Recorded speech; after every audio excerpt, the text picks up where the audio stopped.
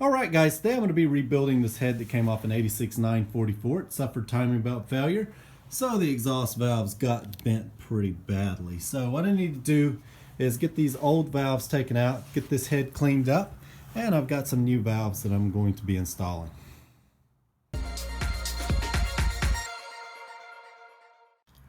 Alright guys, before I get started, I thought I'd take you around and show you some of the items I'm going to be working with. You may have noticed I went ahead and removed two of the intake valves.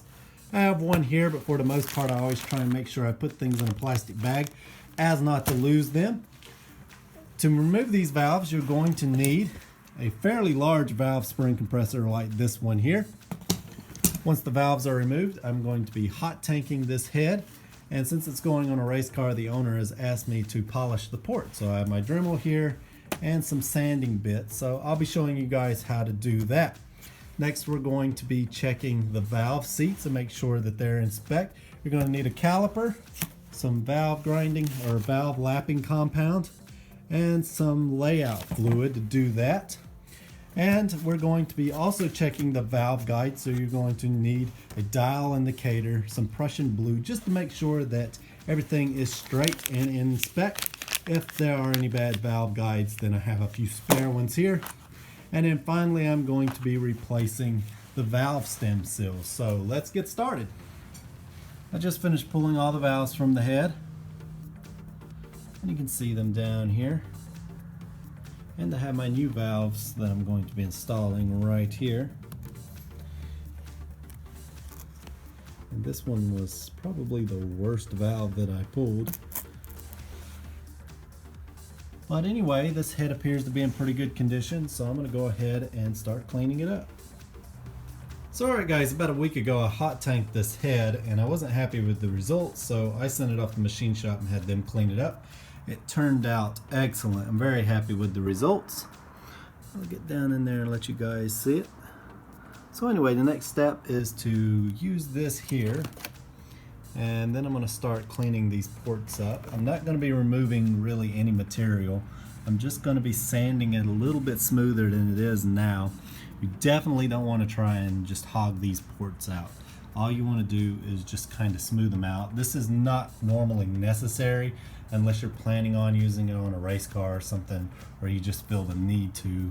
Anyway, here's some of the new valves, and I just put them in so that way you can see how nice they're going to look when everything is reassembled. So alright, as I mentioned, what I'm going to be doing is sort of smoothing out the inside of these ports here. As you can see, the casting is very good on this head, and there's no reason at all to ever have to port it. As you can see, the gasket fits perfectly to it. So what we're going to do is just sort of get rid of some of these casting flaws and just make sure that it's smooth down in there. Now in the past, with old hot rods and things like that, you would want to port and polish a head because the casting was just so awful that it really hindered performance. That's not the case with these heads, and for a street driven car this really isn't going to matter much. And you can see that there's just some very slight casting flaws in here, and we'll clean these up, but it's not really a big deal.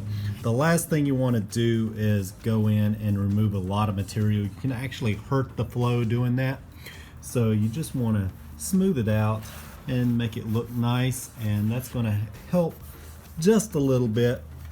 But on a race car, every bit counts, so that's why we're going to be doing it. Now, case in point, if this was an old hot rod, what would happen is you would take the gasket, and the gasket would look something like this. Now, this is a 2.7 liter gasket, so it's not going to fit this head. But a lot of times you would get those old hot rods, and the port was actually supposed to be shaped like the gasket, and many times it was just off-centered and very much blocked up, and then the inside casting was far worse than this. This is actually excellent here. And what you would have to do is you would have to actually gasket match it, port it out, and then polish it to make sure that it flowed correctly. But as I mentioned, it's not the case with this head, and with this head we're just going to smooth it out and make it look pretty good.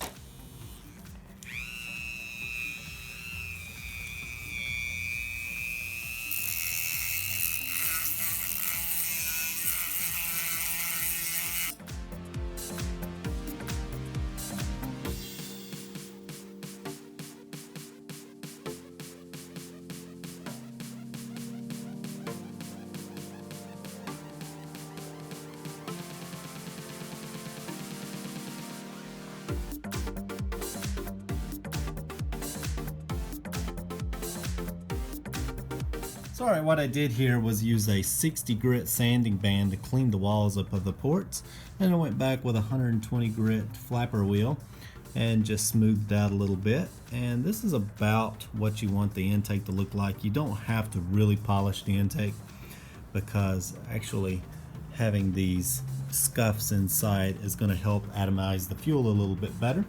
But since he wants all these polished, I went ahead and did this one with a 180 grit wheel, and then went up to a 340.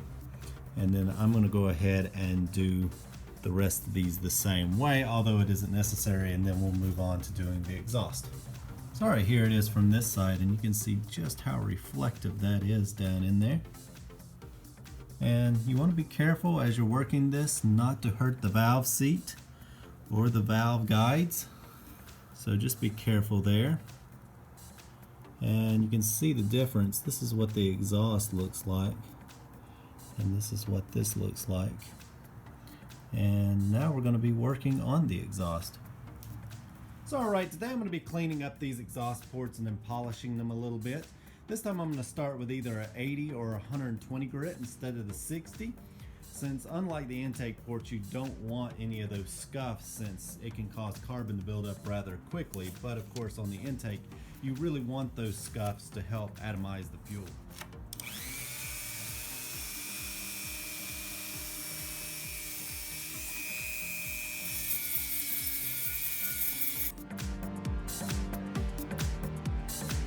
So you can see what this looks like now. What I did was I ground it down with 80 grit, and then I went back and used a 120 grit flap wheel, and you can see how good it looks now. And this is what we started with, and here's what it looks like now. So I'm going to go ahead and do the rest of these ports.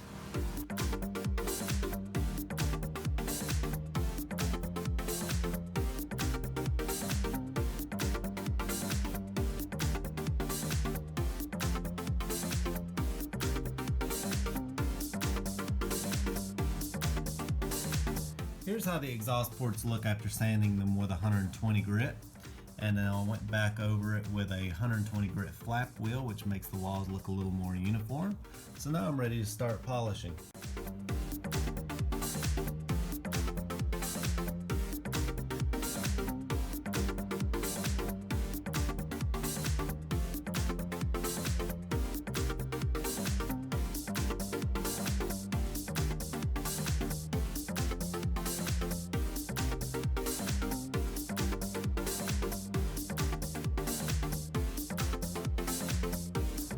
Sorry, I just finished using the flap wheel inside the exhaust port. You can see how nice they look. It's almost impossible to get it down in there around the valve guide, so I may have to go back and do that by hand. But it does look pretty good so far. Alright, I now have all the exhaust ports polished, and if you're looking to save some time doing this, then Eastwood and other places make kits that's going to make this a lot easier.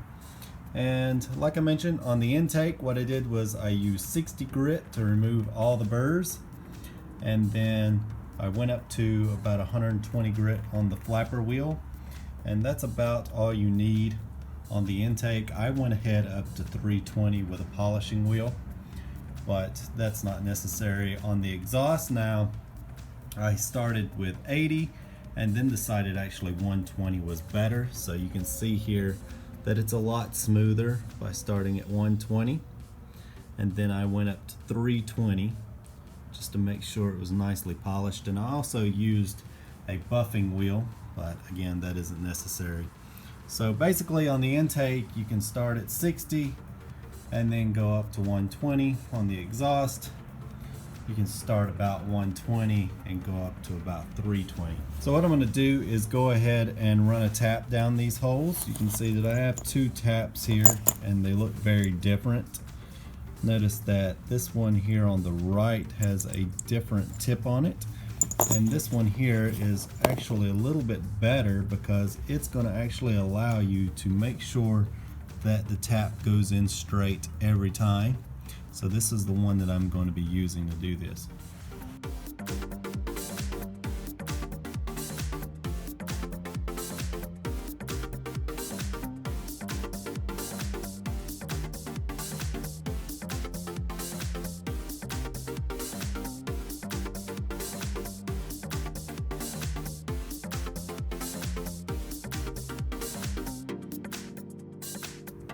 Alright, I now have all the holes cleaned up. So what I'm going to do now is go ahead and check the valve guides and make sure that they're within spec. So alright, after I polished the ports, I went ahead and cleaned up the area and then made sure I washed this head to get rid of any debris that was left over. I don't want that down in my valve guides. And since I just finished tapping the holes again, I need to make sure that it's clean. So I'm just going to blow it off here.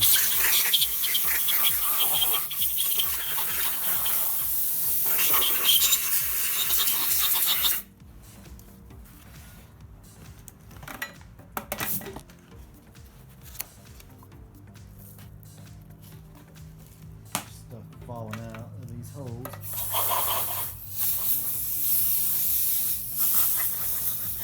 Be sure to turn it over as well because a bunch of stuff dumped out when I did that.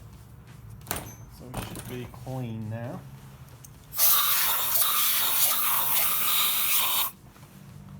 I don't see anything down in my valve guides.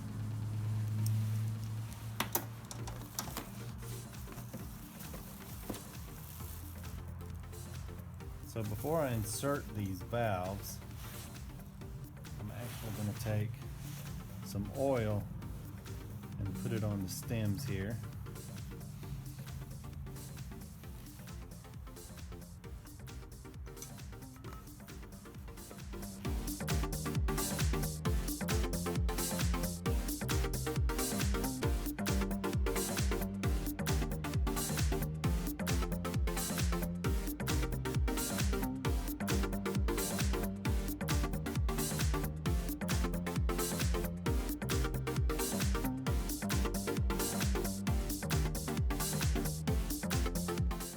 How the head looks with brand new valves installed.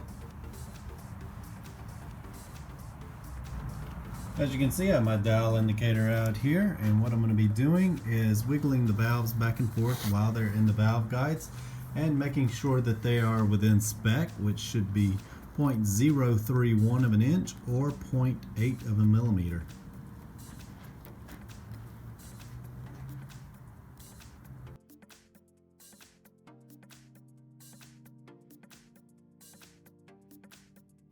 So alright, all the valve guides are good and they're all very uniform, so next I'm going to lap the valves.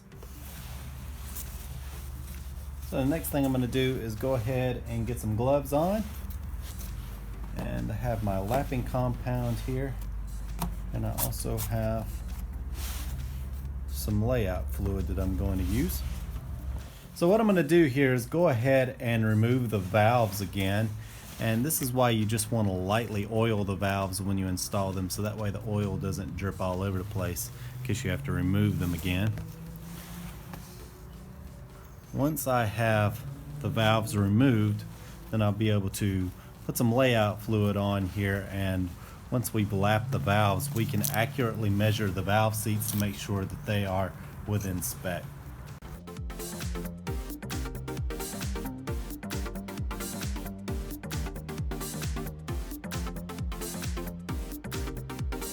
Now that the valves are up, I'm going to go ahead and apply some layout fluid. Just need to make sure that it goes around the seat like so.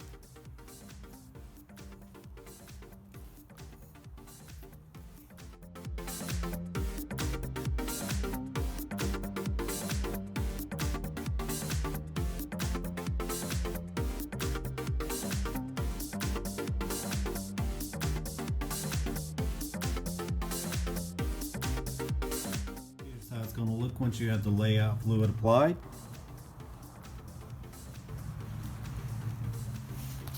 Next I'm going to take a valve and I'm going to apply some valve lapping compound to it.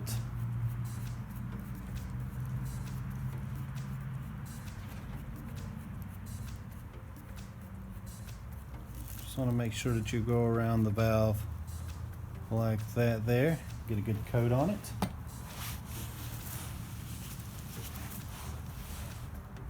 And you're going to make sure that you don't get any of that compound on the valve stem itself.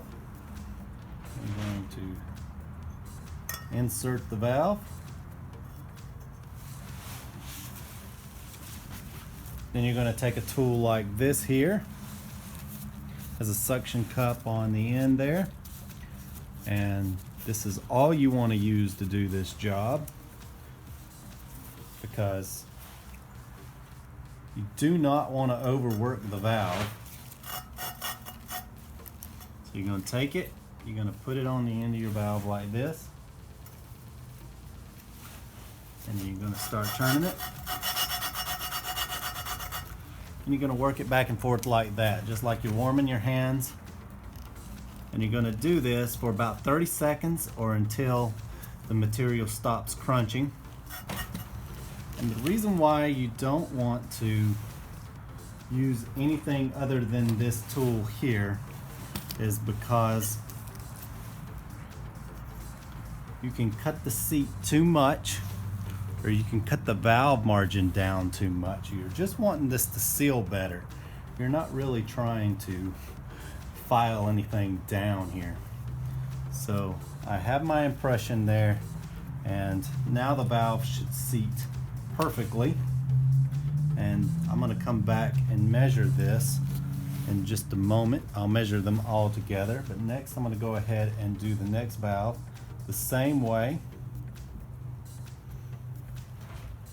The valve margins are even smaller on the intake valves, and if you try and just attach a drill or something to this, then you're going to ruin your valves and you're going to ruin your seat if you're not very careful. So you should always use the proper tools to do the job.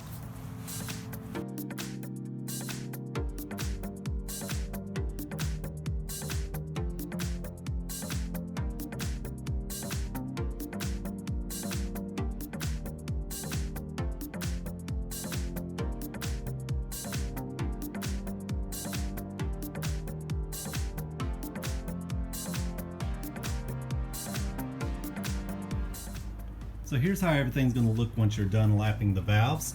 You can see here that the layout fluid allows you to distinctly see the seats. And what we're going to be doing here is measuring those seats to make sure that they're within spec. This is why you do not want to overwork the valves with machine or anything, because if they are out of spec, you're going to have to take them and have them recut. Next, I'm going to be measuring the valve seats, and you're going to need some specs first.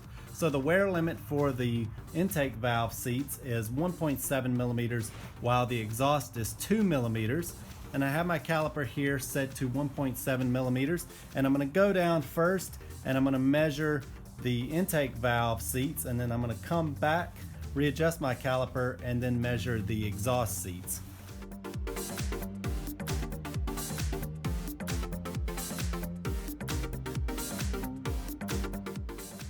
They all look excellent, so I'm going to set this to 2 millimeters now and measure the exhaust seats.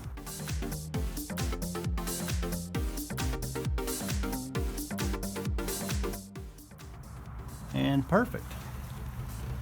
So alright, now that I measured the valve seats and everything looks good, the next thing I need to do is get all that layout fluid off and also that lapping compound, so that way I can start reassembling this head.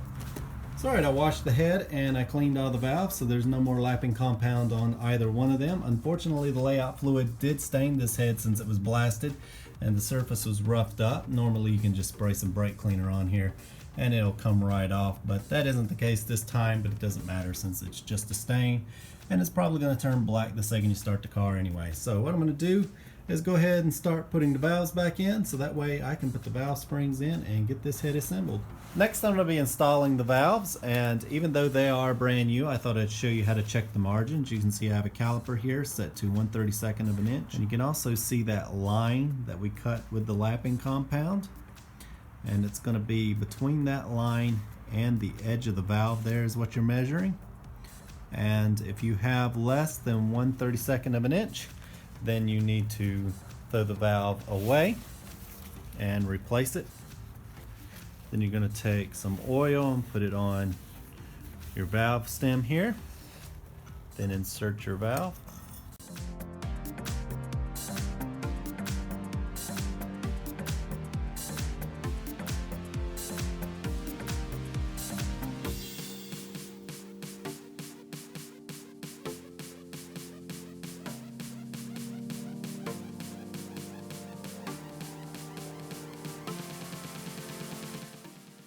Now that the valves are inserted, I'm going to go ahead and turn this head back over. Try to keep the valves from falling out again.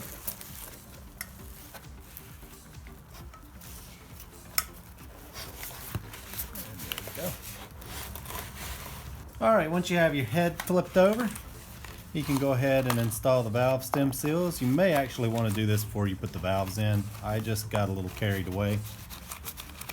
But you can also install them now, it doesn't matter.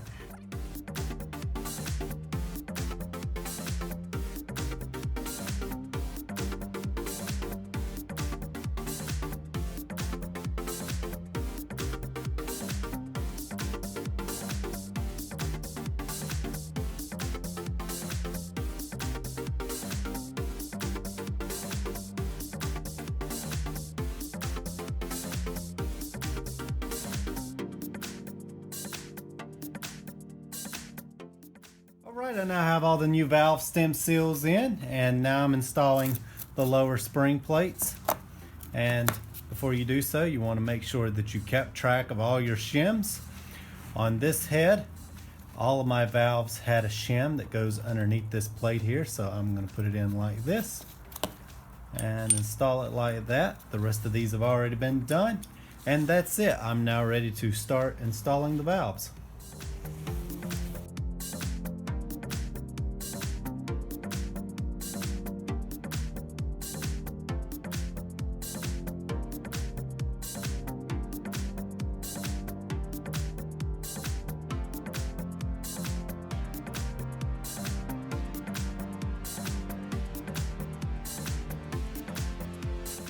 Alright guys, I now have all the valves installed except this last one here.